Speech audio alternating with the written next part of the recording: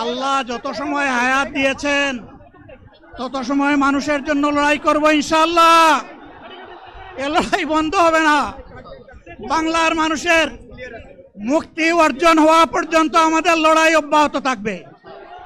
বলছিলাম, জামাতে ইসলামী যদি আল্লাহর ইচ্ছা এবং জনগণের ভালোবাসায় বাংলাদেশের মানুষের সেবা করার সুযোগ পায়, তাহলে মালিক হবে না, সেবক হবে ইনশাআল্লাহ।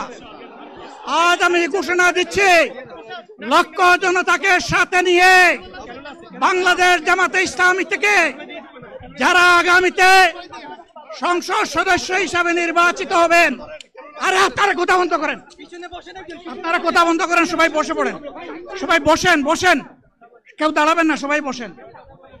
যদি আল্লাহর ইচ্ছায় জনগণের ভালোবাসায় বাংলাদেশ জামাতে ইসলামী থেকে সংসদ সদস্যরা নির্বাচিত হয়ে সরকার গঠন করেন, তাহলে কোনো এমপি, কোনো মন্ত্রী আগামীতে সরকার কিন্তু প্লট গ্রহণ করবে না। কোনো এমপি এবং কোনো মন্ত্রী ট্যাক্সবিহীন কোনো গাড়ি চড়বে না। কোনো এমপি এবং কোনো মন্ত্রী তার নিজের হাতে কোনো টাকা চালাচালি করবে না। কোনো এমপি এবং কোনো মন্ত্রী যদি তার নির্দিষ্ট কোনো কাজের জন্য বরাদ্দ পেয়ে থাকেন, কাজ শেষ হওয়ার সাথে সাথে বাংলাদেশের 18 কোটি মানুষের কাছে তারা তার প্রতিবেদন তুলে ধরতে বাধ্য হবে।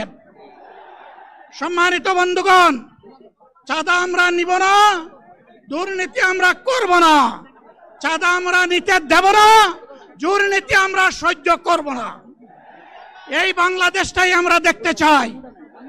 যুবকদেরকে আমরা স্পষ্ট ভাষায় বলতে চাই, বন্ধুগণ, তোমাদের সাথে আমরা আছি। আমি আজকে জামাতের আমির হিসাবে এখানে কথা বলতে আসিনি। আমি এসেছি বাংলাদেশের 18 কোটি মানুষের একজন হয়ে কথা বলতে। আমি শিশুদের বন্ধু, আমি যুবকদের ভাই,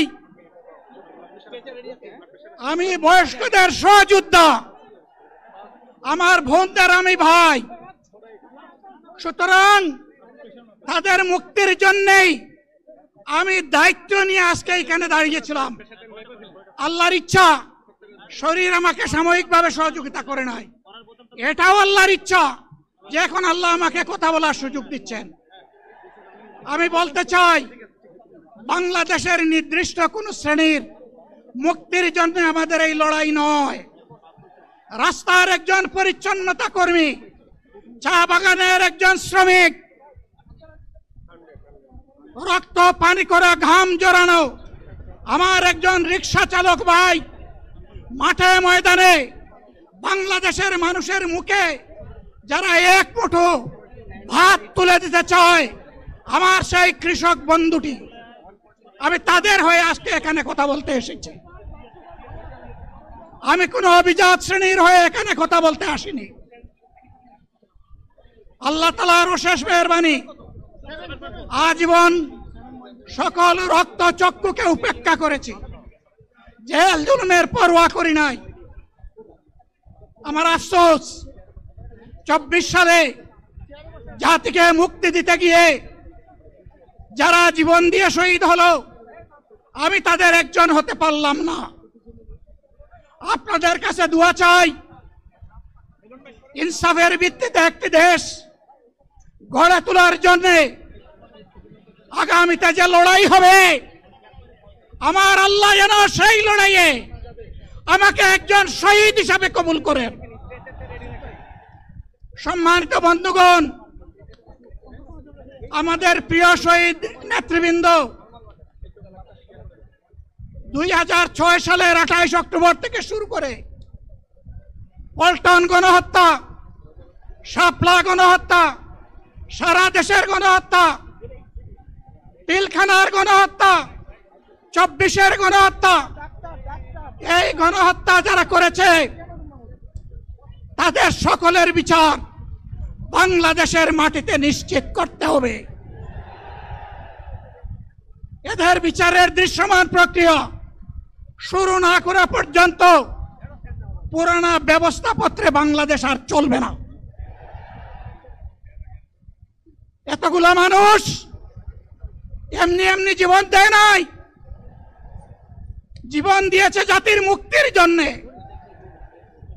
যদি বস্তা পোতা পুরানা সবকিছুই টিকে থাকবে, তাহলে কেন তারা জীবন দিয়েছিল?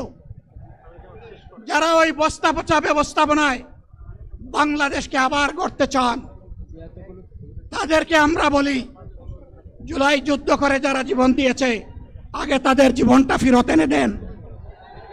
যদি শক্তি থাকে ফেরত এনে দেন। আপনারা পারবেন না, যেহেতু পারবেন না, কাজেই নতুন ব্যবস্থায় নতুন বাংলাদেশ গড়ে তোলা হবে ইনশাআল্লাহ।